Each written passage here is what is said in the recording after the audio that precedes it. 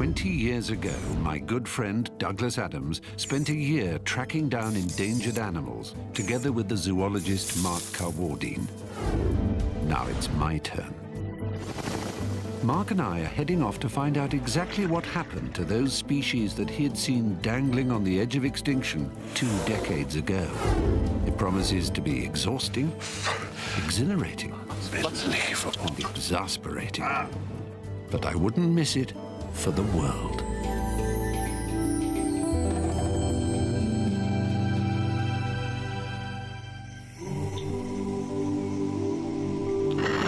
We're in Africa for an adventure that almost had to be abandoned before it started.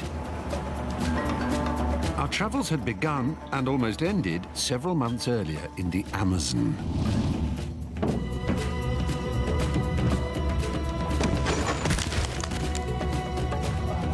Stepping off a boat, I missed my footing, and the result was a badly broken arm and a not inconsiderable amount of pain. Oh, the handle's gone weird. Well done. So how's your arm now, Stephen? Oh, well, it's fine. Don't ask me to lift any hippos, but it's, I can move it completely round. There's a fair old scar, as you can probably see there. That's Heck of a scar. Yeah, it was a 7-hour operation. They say that after visiting the Amazon, something inside is never quite the same. But I hadn't counted on it being the acquisition of a stainless steel plate and 10 half-inch screws. Still, the arm's back together and we're off again. This time, in search of perhaps the rarest animal in Africa, the Northern White Rhino. So, what do you know about rhinos in? I've seen the film Jumanji with Robin Williams, and I know that there's a black rhino and a white rhino. That's sort of it, really. Well, that's a good start. Good basis. Thank you. Onwards and upwards from there. It turns out that while there are indeed black rhinos and white rhinos, the white rhinos have divided into 2 distinct subspecies with very differing fortunes. The southern white rhino is the most common rhino in the world. We, however, prefer a challenge, so have set our sights on its close relation, the northern white. This misguided beast has chosen to take its chances in the crossfire of the Congo's civil war, leaving it critically endangered, which gives some credibility to the saying, "It's grim up north." No northern white rhino has been seen in the wild since 2006. Mark has heard of a project to bring the endangered northern white rhinos out of the Congo to the safety of the Ol Pejeta Conservancy in Kenya. We've joined Kes Hillman-Smith, a rhino expert instrumental to the project, and are heading to specially built protective enclosures when Mark spots the more common southern white out on the savannah. Oh! Hey, that's wonderful. And with a car as well, that's fantastic. God, they could almost be statues. Well spotted. Wow. Hello. A baby. Oh, God, that's lucky.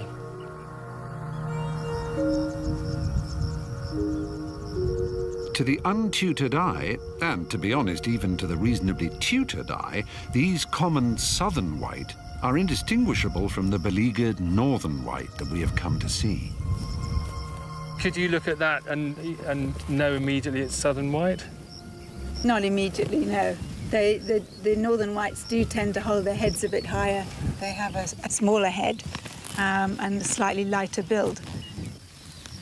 And this is one of the conservation world's greatest success stories. This was down to, what, 20 animals at the turn of last century, 100 years or so ago, and maybe a couple of dozen animals. And because it's been such an intensive conservation effort, and so much money has been ploughed into it, the population is now over 17,400 from that small, minuscule number that were discovered 100 years ago. So it's the one rhino that's doing pretty well. The hope is that there is still a chance for the northerners to recover, as these southerners have succeeded in doing. And I mean, it's such a responsibility when you think that if we were to allow the last, the 3rd largest land mammal to go extinct in our lifetimes. Yeah. That would be It would be a shame, wouldn't it? Batyan Craig is the manager of wildlife and security at Old Pagetta Conservancy. He's keen to prize us from the safety of our vehicle for an even closer encounter with a famously formidable southern white rhino. One last thing, we will try and keep the vehicle quite close. Okay. But don't, if you just suddenly bolt, it's gonna leave somebody in there. And you know what? Right. So just listen to this. Yes. There will be a vehicle close. And if Dix needs to get you out of there, he'll bring you out of there slowly. Okay. Down, close.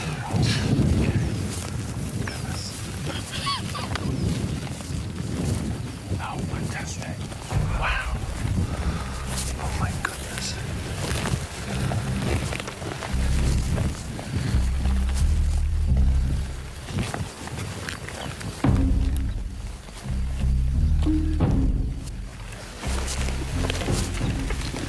He knows we're here, obviously.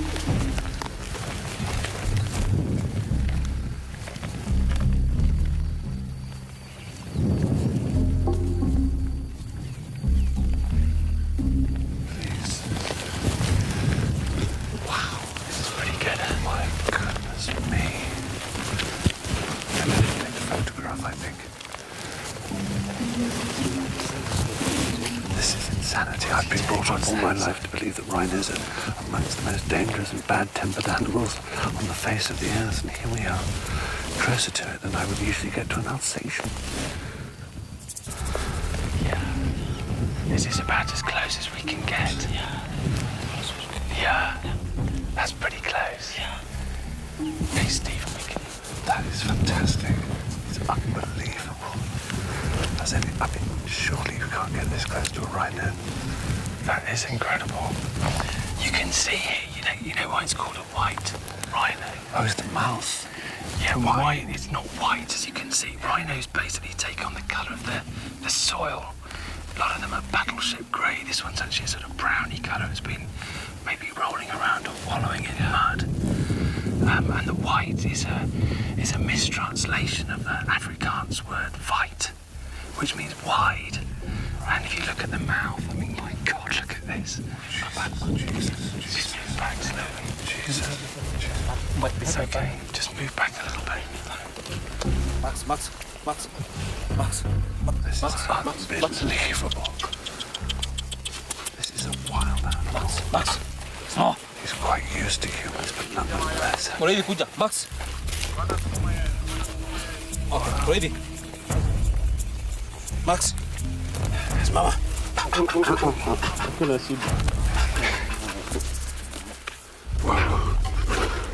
Whoa. Was that close enough? That was far too close. Surely that's not right.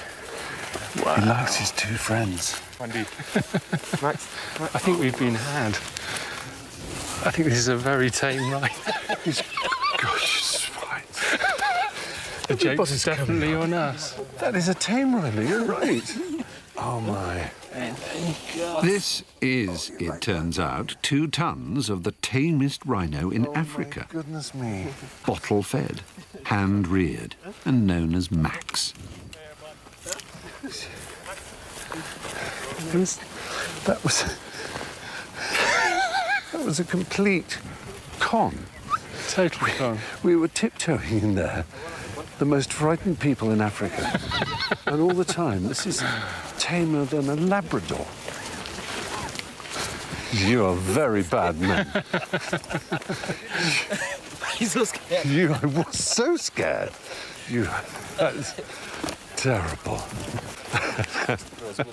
It was very good. We've been right royally had there, I think, but it's still a good chance to see a rhino closer up than we're ever likely otherwise to get the opportunity to do. And you were talking to me before I got into funk and hid behind Dix and the guard. You were talking to me about the width of the mouth? You see, it's got a very wide mouth, a very straight mouth, as opposed to a black rhino, which has a sort of prehensile lip. And the reason is these guys are grazing out in the open, more like lawnmowers, and the black rhinos are browsing, Gotcha. So the black rhinos are eating bushes, leaves and things like that. So it's a very different adaptation. But it's what all rhinos have in common that causes the problem. A rhino horn is literally worth more than its weight in gold. Even here in the fenced and heavily guarded conservancy, Batyan has thwarted 3 incidences of attempted rhino poaching in recent months. Yeah, they're vulnerable to lions and hyenas sometimes as well, mainly Right. people. And they've got no defence against them at all, of course. No, not against a high-velocity rifle. Having achieved a close encounter with a southern white rhino, we're keen to get to grips with its critically endangered cousin. But when we arrive at the bomas, enclosures specially built to house the Congolese rhinos, it's time for the second surprise of the day. A last-minute hitch has caused the capture and relocation of the rare northern white to be cancelled. The bomas are being dismantled, and the world's only wild northern white rhinos have been left to take their chances in a troubled and lawless part of the Congo. For Kez, it's a devastating blow. It seems rather symbolic that the day we choose to visit is one when they're actually dismantling the boma. Yes, yeah, it's very sad because it could have been the saving of the subspecies. Do you think this was the last hope? I don't want to believe that. You just don't want to admit I don't it, want do to you? believe that, no. No. I believe that there is still some hope. I feel desperate that, you know, these rhinos that I've sort of given most of my life to trying to save and knew as individuals and things seem to be nearly wiped out. I still hope that they're not quite, but I know how frustrating it is for the Congolese guy who is in charge of the research and monitoring, who is struggling through the bush at the moment, trying to find tracks, trying to prove that there are still some there. Kez believes there may now be as few as 4 northern white rhinos somewhere in the vast Garamba National Park in the north of the Democratic Republic of Congo. Mark is now pinning his hopes on joining the last-ditch search for the animals, but increasing talk of rebel activity in the area is giving us all something to worry about. Yeah, thanks very much for advising me on this. I gather you've just been near Garamba National Park. What was the situation like? A contact inside the Congo has bad news. A spate of rebel activity has been taking place inside Garamba, and no one seems clear if the situation is likely to get better or worse. It doesn't sound very good at all, but... For the first time, Mark is aware that the northern white rhino could be in greater trouble than any of us had thought, and his long-held dream of revisiting one of the rarest of rhinos could be in danger of collapse.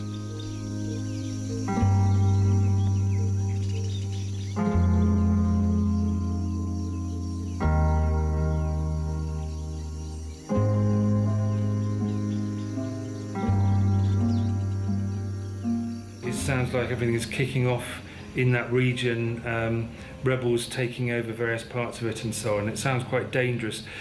If it was me, just travelling on my own, I would go. Be probably worth the risk.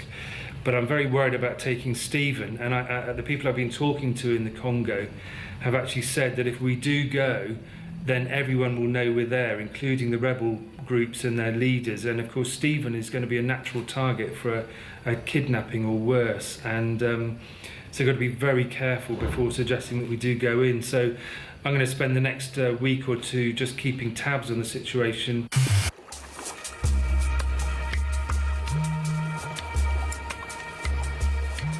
Now, call me an old-fashioned coward if you like, but I've found myself questioning the wisdom of going into a war zone on the off chance of finding 4 animals that are virtually identical to one I've already seen in a peaceful part of Kenya. We sit down to discuss our plans like adults, and sensing rebellion in the ranks, Mark begins by letting me know what I'm missing. These are some of the pictures that I took when I went with Douglas 20 years ago in Garamba National Park. And this one we got probably within about half a mile in the vehicle, and then we stalked on foot, and we managed to get unbelievably close to it. And I was lying down here. So these are the same animal. This is when it suddenly got a whiff of our scent and ran off. Well, look, come on, they're basically the same species, the white rhinos. And there are plenty of southern white rhinos. The northern white rhino was just a white rhino with a different accent, virtually. I mean, it wasn't a species, it was a subspecies, and was it even that? Oh, it's definitely a subspecies. They've done genetic studies, and there's significant differences. I think when you start playing that game, you're playing God a little bit. You know, you're sort of saying, OK, well, this one isn't distinct enough, so we won't bother about that one, but we'll protect this one over here. Well, I think the other problem with this is you let the Northern White Rhino go. That was the flag bearer for Garamba National Park. And if Garamba doesn't have Northern White Rhinos, then there's going to be less of an argument for protecting the park, and then all the other wildlife in that vast area is going to suffer as well.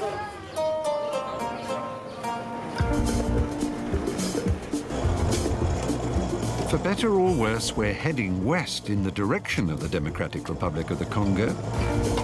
We've left Kenya and crossed into Uganda. As we arrive in the capital, Mark is contacted by an old friend working with some of the other victims of poaching. She has invited us to a unique occasion. This involves heading out across Africa's biggest lake and crossing the equator in search of the tiny island where she is based.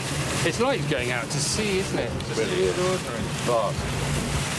It's not just rhinos that suffer in times of unrest. None of the animals of Garamba are untouched by the conflict. So we're going to Ngamba Island, which is about 15 miles away from here. It's a sort of chimp rescue centre, really. I've always wanted to encounter chimpanzees, especially if it involves delaying our entry into a war zone. But our resident naturalist, a man who has endless time for every last creeping thing, makes a confession I had not been expecting. I'm not that keen on chimps. They can be deceitful, they tell lies, they beat one another up, they bear grudges, they bully one another. I think it's because they're too much like us, to be honest. Well, we'll see whether this encounter will change your mind. Hello. Most welcome. Hi, nice to see you again. How are you? Very well, thank you. Good. This is Stephen. Lily Ajarova is in charge of the Ngamba Island Chimpanzee Sanctuary. Thank you. It's wonderful to be here. Lily insists on seeing documentation showing that we've been inoculated against every imaginable disease. The diseases we have can be very contagious to them, and what they have can be contagious to us. So you have to be very careful. Lily, I don't have measles, I don't have TB, I don't have hepatitis, but over the last day I've developed the mother and father and brother and sister and uncle and aunt of all colds. I have a really terrible cold. Is that going to be a problem?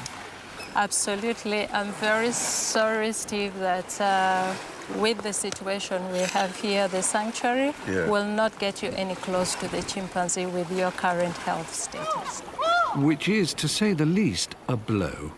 I've been immunized against all the most evil diseases on the planet, and here I am, scuppered by the common cold. I promised to keep my distance from all things chimp. Wow.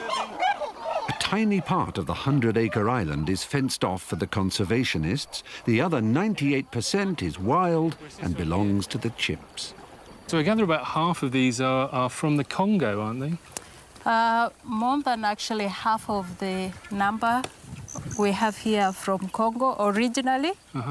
In times of war, many illegal activities prosper. Chimps are poached for food, and babies are sold into the exotic pet trade. The problem is so rife that chimpanzees are themselves now endangered by extinction. These orphaned chimps have been seized from pet traders and brought to the security of Ngamba Island to be rehabilitated. Do you know all their names? Yes. That is Tumbo. Chumba. Tumbo. And that is Mika, who is the alpha. Look at those. That one's getting frustrated. Well, you just threw one right next to it. Maybe he doesn't like carrot. They'll always go for the sweet food first. He's got his hand up. They're like school children, aren't they, who know the answer? Me, sir. Sir. They are. Please, sir. Please, I know. Ready? Here we go. Me. Can you catch? Me. Well caught. Gosh, be a good cricketer. Just can't get my head around the fact there's an animal so similar to us. So nearly. Our own ancestors must have started off doing things like that. We just got a little bit further. They haven't yet invented mobile phones, have they, or broadband, but they're pretty close.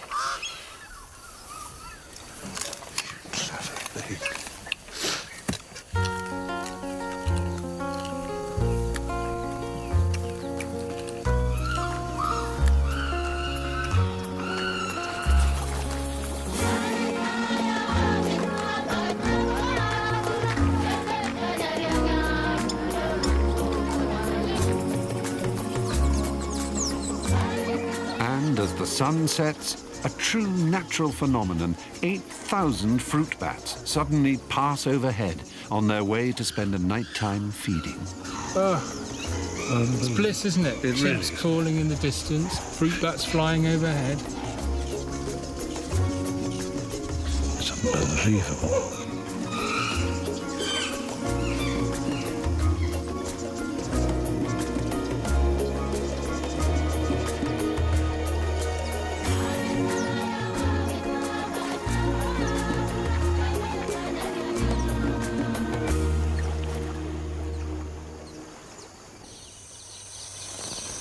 A very important day gets underway on Ungamba Island.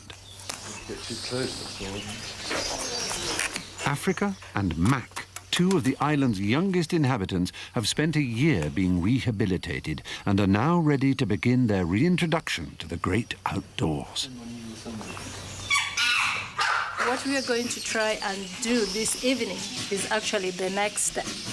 Trying to get the older ones to join in with the younger ones. And we will see what the response is going to be. Africa's story is typical.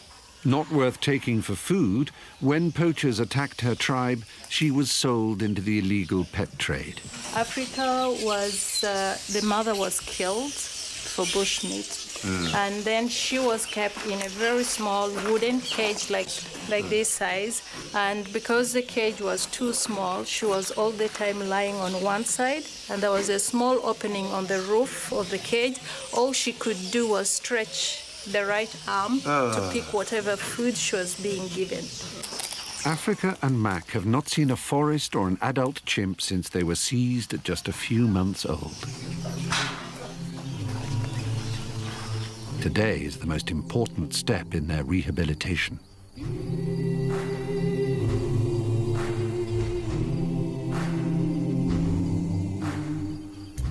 Should I stay behind? Yeah. Shall I go up to that platform? Okay. Yes.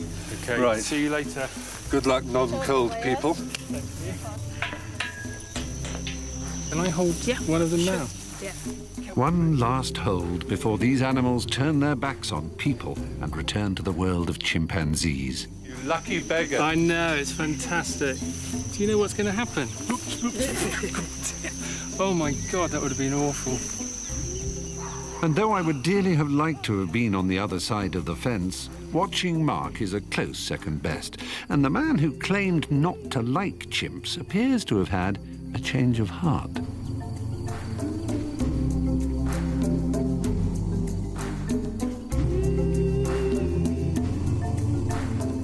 For Lily, letting go is always nerve-wracking.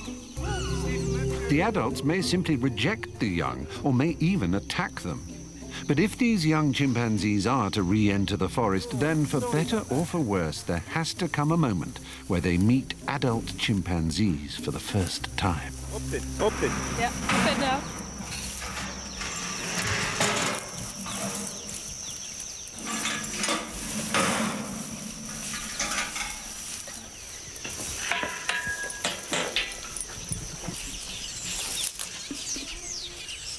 And almost immediately, something quite extraordinary happens. Good. Oh wow, what a reaction. Oh wow, look at that. Oh my God! God, that is so exciting. You couldn't ask for anything better. Look They're at actually that. hugging them. Well done. That's a real welcome. It's exceptional. Is it It's really? Is that? I mean, exceptional.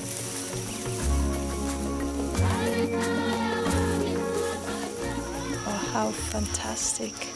that is That's extraordinary. Really nice. It's like they've known one another for years. You couldn't have hoped for anything better, could you? No, that's it. That's it. That's perfect. Yeah.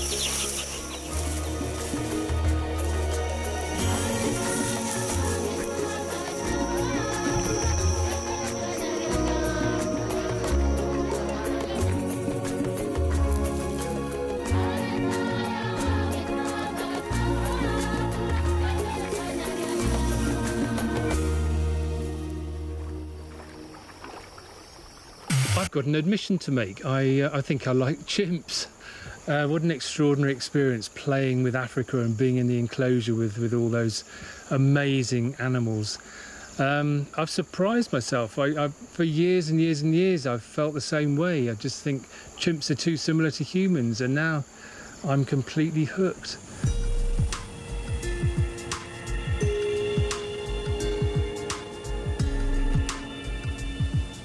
We're travelling onwards towards the Congo, home of the critically endangered Northern White Rhino.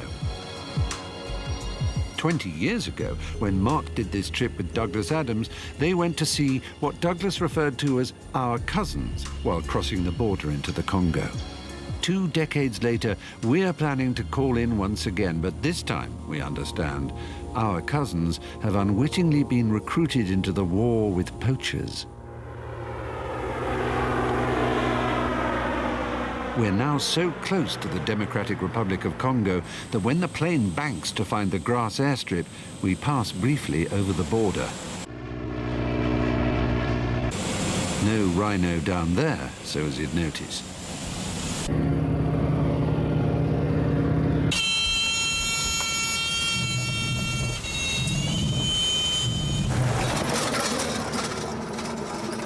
And then I see where Mark has brought me.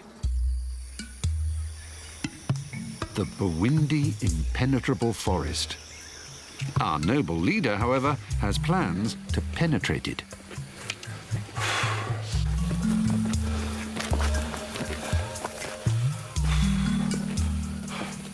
Imagine what this would be like if I was unfit. Well, you've been in training for months, haven't you? Absolutely. I know. Oh, Lord. We are on the way to what is reputed to be the greatest animal encounter on the planet, and the most gut-wrenching trek to get there. We've got to go all the way up over the top of this hill, they call it, mountain. We've got a long way to go yet. Mustn't complain. I'm going to, though. Oh, yes. Go on without me. It's fine. I'll lie here and die. Oh, that's okay, thank you.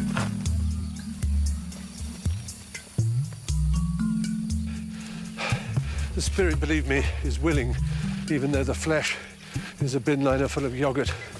Oh, heavens.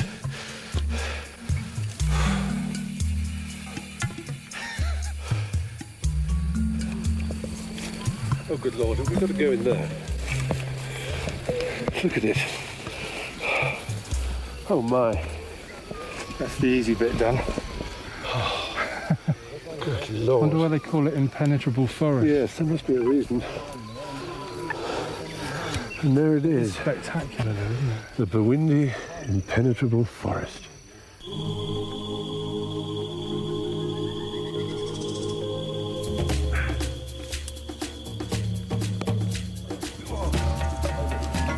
Penetrating okay.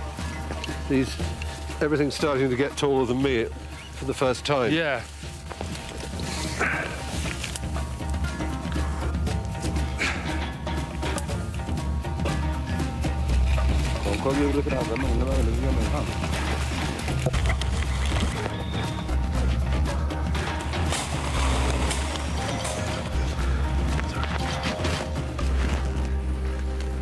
Right, suddenly we're upon them.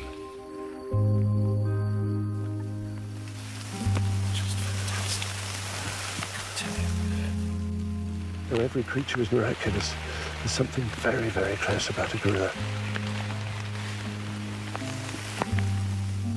This is what brings people from all over the world to have their moment with the gorillas of the Bwindi impenetrable forest. There are just 700 wild mountain gorillas on the planet. Half of them are here, and half are 30 miles away at Virunga, and that's it. Each day, a very limited number of people can pay to be brought here for a strict 1 hour in the company of gorillas. Each person pays $375 for the privilege, and that money is being used to stop poaching. And it seems there's no shortage of people prepared to pay that sort of money for this sort of experience. Oh, that's fantastic. It's enormous. So that's why he's called the silverback.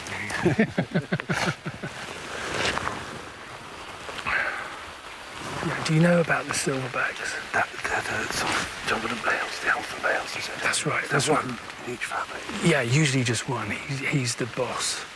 And what happens is, as he gets sort of 10 or 12 years old, his hairs on his back will start to go silver. Right. And it's a sort of badge of maturity. Is he the father of all the children? He will be in this case, yes. Just occasionally, his son will stay with the group, grow up and stay with the group, and then sire some of the children. But in this case, it's just him. So it's a fairly typical sized group. There's an adult female over there, and there's another one. I saw another one just behind him. See? And there's a third adult female somewhere. I don't know if you can see her. Trees, but the better. Oh, there she is. Oh, yes. That's her. And then the others are all youngsters. Listen, did you hear that? It's like a belch. Yeah. Did you hear that? It's called a BV, a belch vocalization. And when researchers were first spending time with gorillas, they thought they were just burping. But what they're doing is they can spread out a little bit here. They belch just to keep in contact. It's like a very quiet, subtle communication to say, I'm over here, I'm over here. That's brilliant. It's a great name, a BV. Belch vocalization. And FB as well, because they do quite a lot of that, I have to say. I thought that was it. Fantastic. That's amazing. So sweet. That's incredible. But Mum is so relaxed again, not bothered about the baby just wandering. So it's what, 6 feet away from us? I think he's about 1 year old. Absolutely tiny. It was worth every sobbing, gasping, aching step of horror, sweat, wheezing, and, frankly, humiliation to get here. It's unbelievable. It's a wonderful, wonderful thing. He's got a pot belly, that one. Just like me.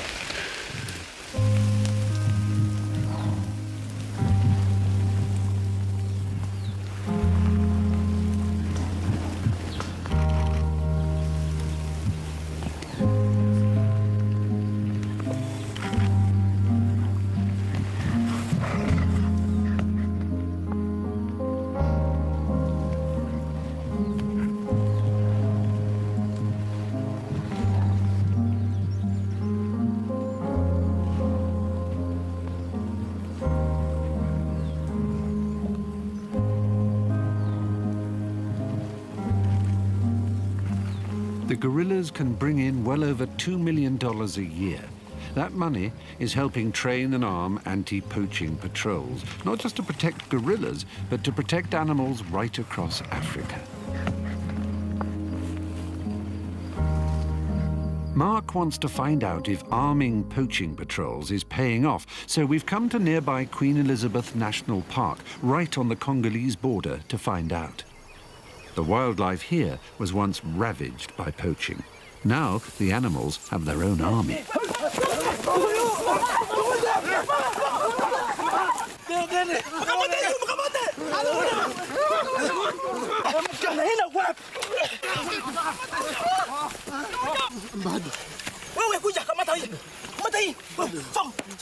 The park park authorities claim that in places like this sort of training is key to the security of wild animals.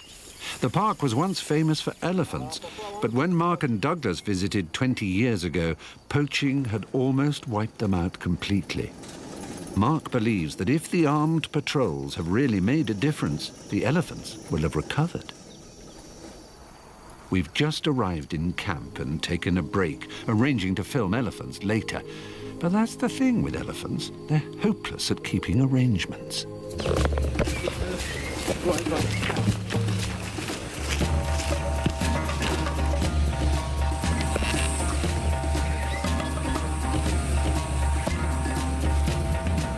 I love about Africa, you just never know what's going to happen next. We were all gathering. We've only been in the camp about an hour. We've had a quick lunch. We're going to go off and try and find elephants, and they found us because we're all getting our kit and just leaving our tents, and they appeared. There's a little one just on the other side of the river there. God, that's fantastic. It's right by the camp. And suddenly everybody's flying around like headless chickens trying to get cameras and tripods and microphones and kitting us up and everything. We weren't ready for it at all, but it's just so exciting. I love seeing everyone getting excited and not quite knowing what to do because we're not ready. Get Stephen. Get Stephen. We've got elephants right by the camp. Oh, that's fantastic. Now you're excited. Now you see, look. Look at that. Look at Oh my God, they're elephants. They're just like they are in the movies.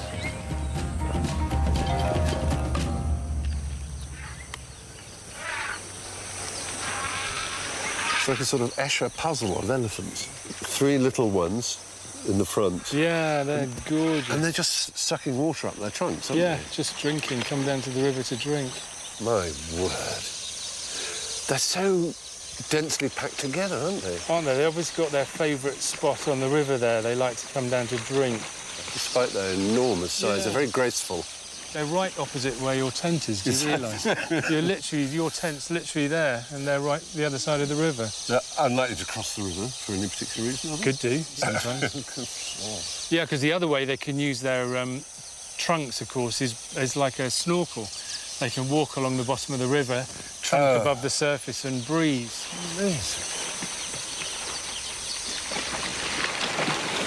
While I go to gauge the chances of my tent being trampled in the night, Mark is planning ahead. Hello, Philip. It's Mark Carwardine from Last Chance to See, the BBC. The news from the Congo is not good. Following a series of violent attacks, 200,000 refugees are said to be heading for the border. The area where the Northern White Rhino were last seen is becoming more dangerous by the day.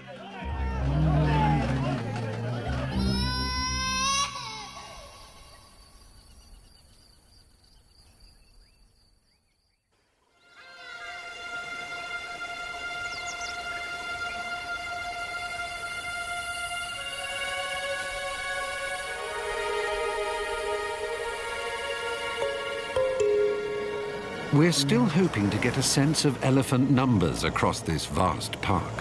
Now, you'd think spotting elephants on a largely barren landscape would hardly be difficult, but it's astonishing how the largest animal walking the earth has a knack of vanishing. Fortunately, Mark has arranged for us to join an elephant survey being conducted by Andy Plumtree and Polycarp Mwima of the Wildlife Conservation Society.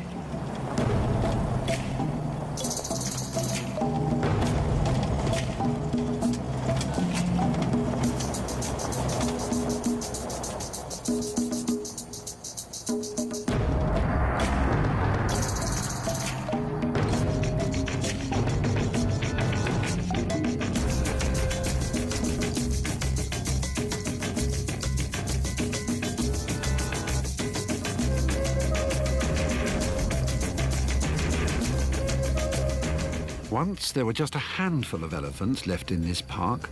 Now it appears there are over 1,000.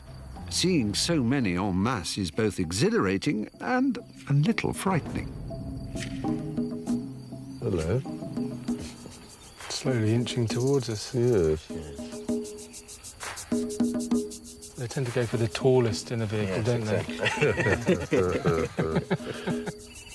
So what are they actually doing then? These elephants are moving towards the Congolese border. Are they going to move right into the country or just stay down in the river area there?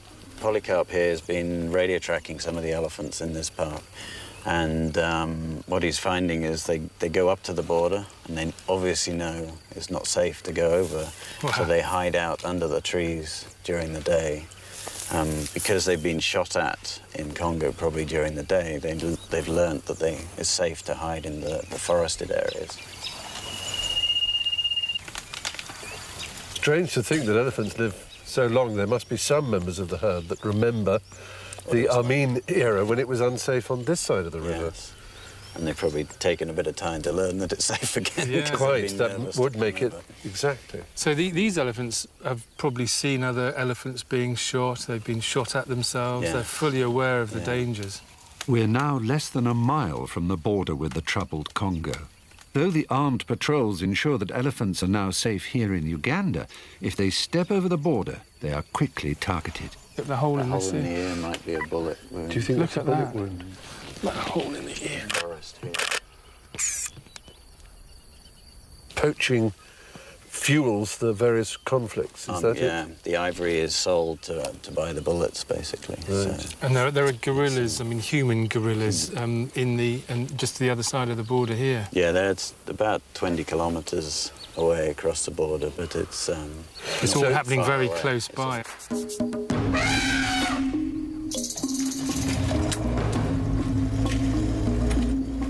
With constant stories of escalating violence in the Congo, and now the revelation that armed groups have gathered so close over the border, Mark has made a decision.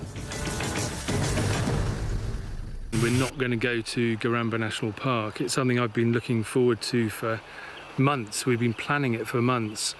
And I really thought we'd be able to get there to go and look at least where Douglas Adams and I saw the rhinos 20 years ago. I think it is the right decision. I feel incredibly guilty because, of course, the rangers are still there and the wildlife's still there, and I feel almost as if we're letting them down. But then again, it's not worth risking the lives of all the crew to go there. So we're not going, and that's that, I guess. All that stands between us and the Democratic Republic of the Congo is a small river. And now it seems this is as close as we're ever likely to get.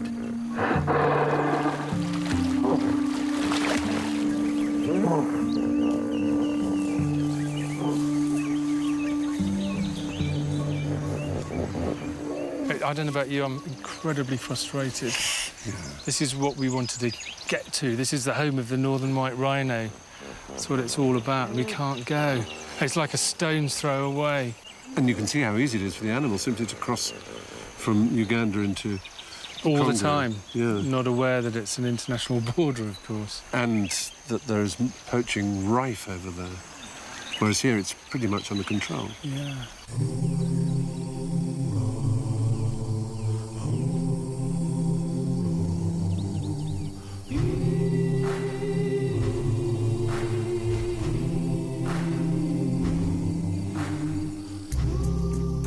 When the search for the last of the Garamba rhinos concludes, we receive news that after 3 months of looking, no trace of the animals has been found. Kes Hillman-Smith's dream of capturing and moving the rhinos to safety was, it seems, the last frustrated hope.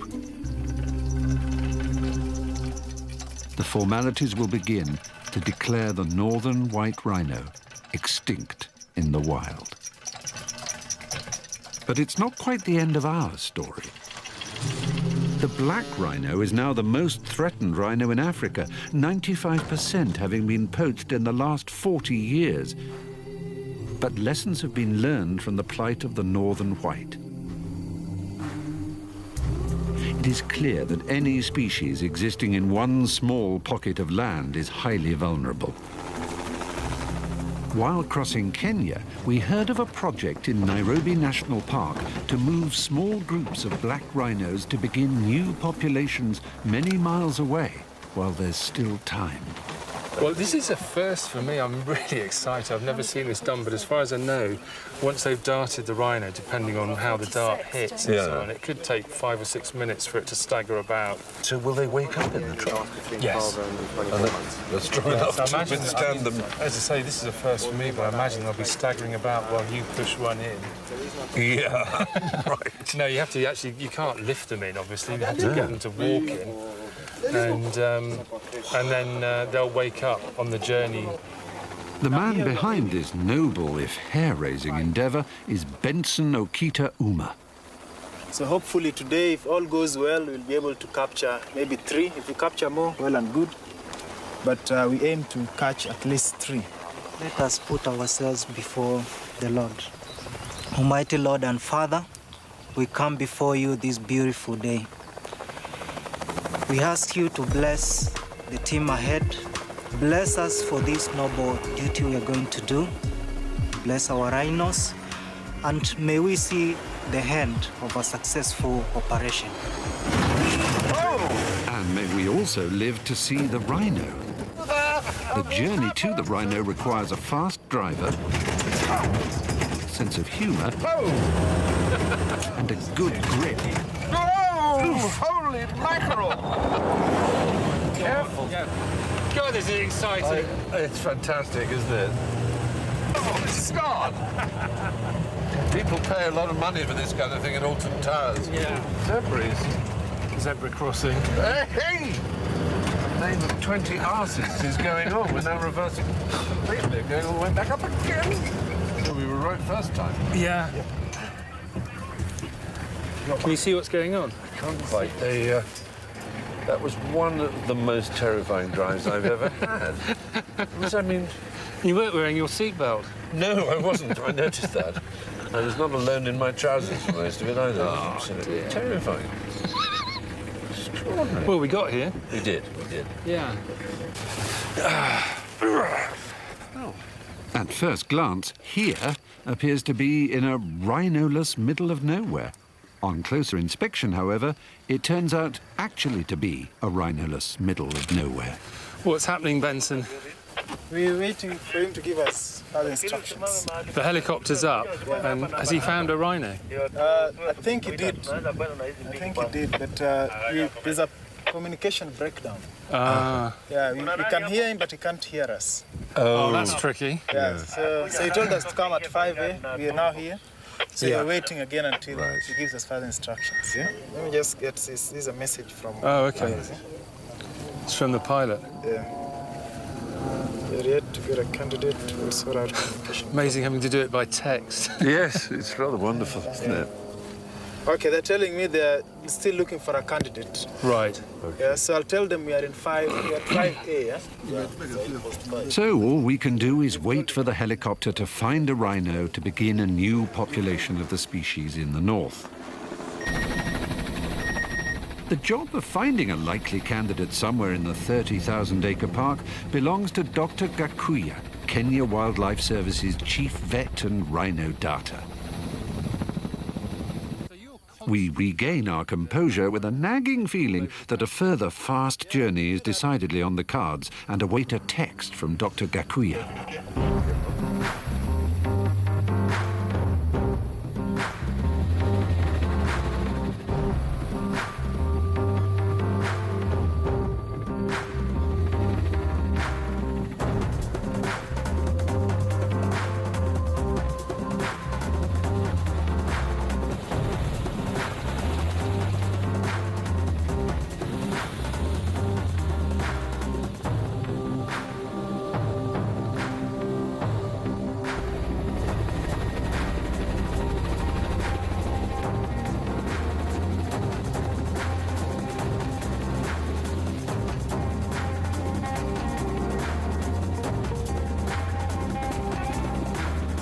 Change all the It's time. going to change, yeah. We're moving. We're on the move. As predicted, another fast journey begins. But to keep things interesting, this time it's hellish fast. Oh my Christ! I wonder if they've actually darted it already. We're racing so fast. They say the helicopter's found it. I guess they don't mess about. I don't want to frighten them by hovering over them for too long, so maybe it's already done. Oh, I think it's loosening the screws on my arm. I think my bone's going to start coming out. Oh. That's it. Oh! There's the helicopter over there. Oh, really? I think I saw it, yeah. It was hovering low, as if in pursuit. And unexpectedly, we arrive in time to see something extraordinary.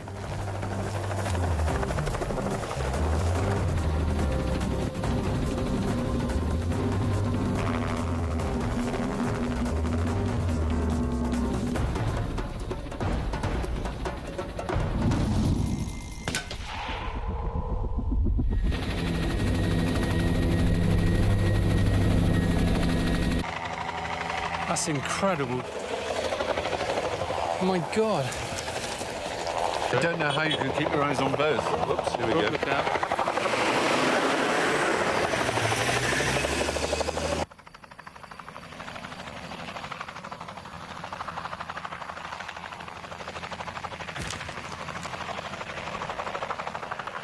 Uh-oh, here we go. Straight into the grassland. To ensure the rhino comes to no harm, it's important that it's left unconscious for as little time as possible.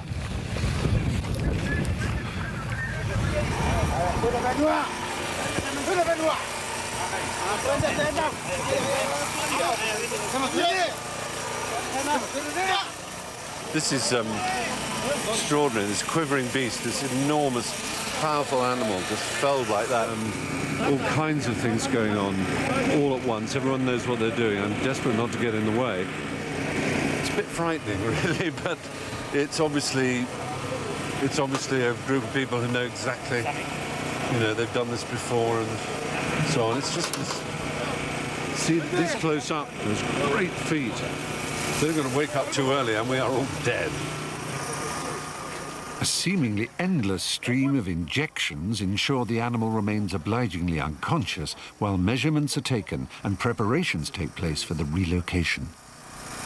It's the first time I've been this close to a wild rhino. Unbelievable experience. I mean, I don't quite know what to do, where to look. It's just a hive of activity. I think what they're doing now is they're drilling a hole into the horn. You can hear the drill behind me. And they're going to put the transmitter inside the horn so that when it's released, they'll be able to track it and follow it and make sure that it's okay.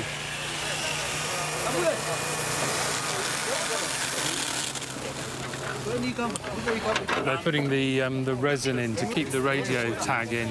Ah, of course. I don't know why it makes me want to cry when I see all this attention being given to an animal like this, a great mighty beast that doesn't give a cuss for us, but, all these people running around doing their absolute utmost to make sure it doesn't come to any harm and make sure it's done as quickly as possible. So it's just fantastic. It sort of makes up for the poachers, really, the simply imponderable evil of people who will kill animals just to get money out of that. So now we have to be a little careful here. As Mark warned, there's only one way to get a 1-ton rhino into a crate. You have to wake it up. Good as everyone again. As black rhinos are notoriously bad-tempered and dangerous at the best of times, when the final injection to wake the animal is administered, a lot of people are required to pull and push like their lives depend on it. Which they probably do.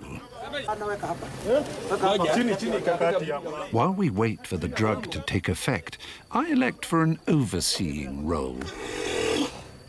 Some little distance away from this confused, prodded and famously irritable 1-ton beast. Well, what's happening now is the rhino's had his injection to bring him round.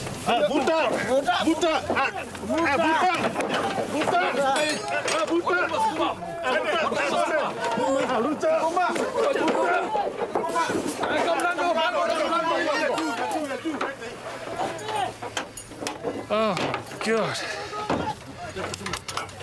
God, that happened quickly. Suddenly, the rhino was sitting down Crikey. Unbelievable. Were you all right? Yeah, no, fine. Just gave me a shock. I wasn't ready for that. I mean, they said it would happen quickly. Yeah, it just wakes my God, up. in a split second, it was suddenly awake and then up, and then you can feel the power of it. And even you though can I see just... what they meant by saying don't let it go backwards. No, if it had gone backwards, then we would have been all in. That gave me a heck of a jump. Did you cut yourself? Yeah, it's fine. Did you hear those little sort of roaring sighs that I know. it gave as it was waking up? Just waking up, yeah. Look, it's bucking up. Yeah. No, now he's seriously fed up.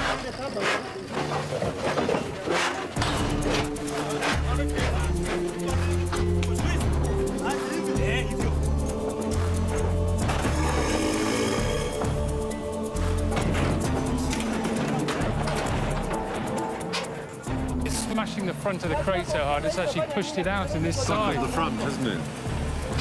It's about a 3-inch gap. That's taken a lot out of me. Do you want to lie down? Emotionally. It's just that this team has got to do, if it can, 4 more before, you know, in the next 3 hours. It's so exciting. I've never seen anything like it in my life. The rest of the morning is spent rounding up more rhino for the trip of a lifetime. Here we go.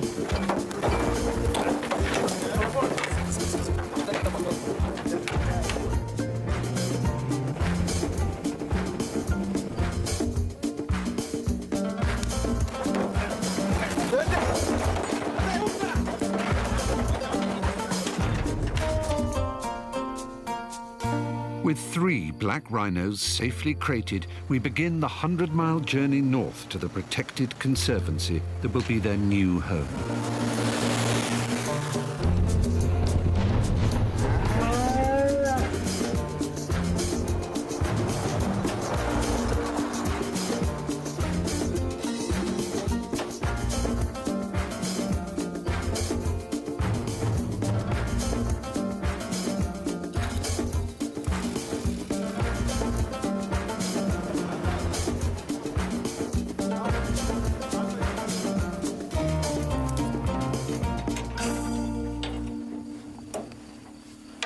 Okay.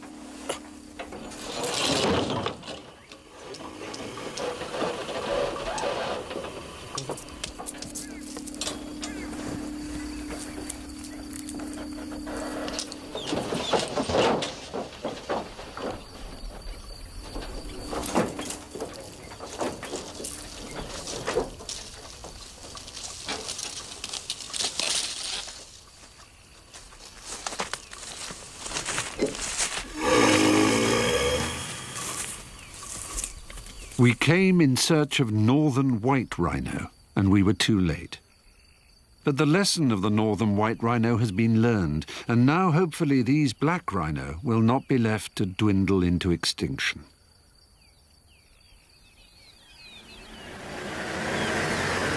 Rhino wardens start the day early.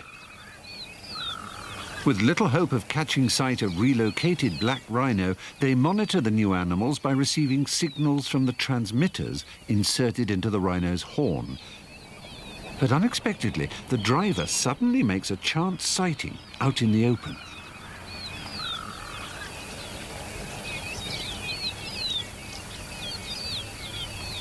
Oh, he's coming round again.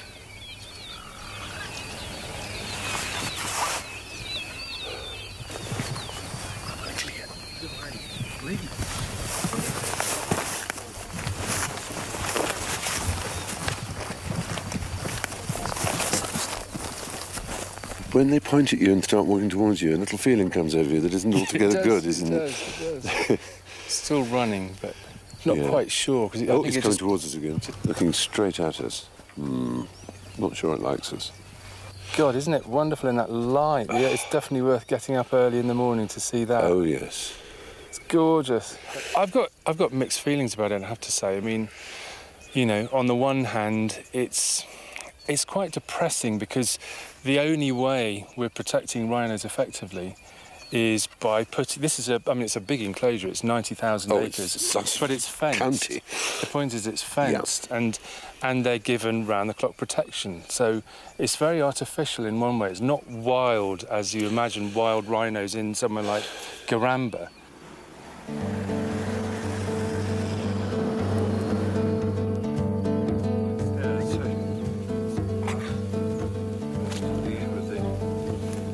Bad foot. Wow. Gosh, you know, we said it's fenced, but it's a heck of an enclosure, isn't it? You can see the fence going off into the distance over there. Yes. And over here. God, it's huge. Enormous piece of land. And somewhere there's a rhino. Rhinos in the Conservancy may not be sighted for weeks or even months, but they are there, out in the peaceful vastness of the place, living and breeding as they have done without intervention for 6 million years. Can you hear a signal? Oh, you can hear one, can you? Oh, hit that noise. Oh, not so far.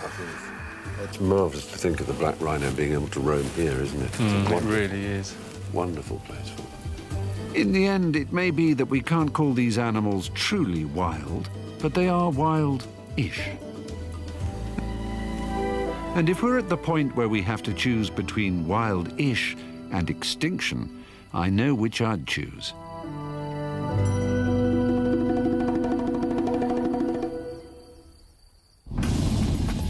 Madagascar is home to almost 100 different species of lemur.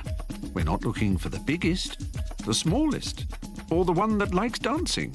We're on the lookout for the one that, according to legend, brings death to those that happen upon it.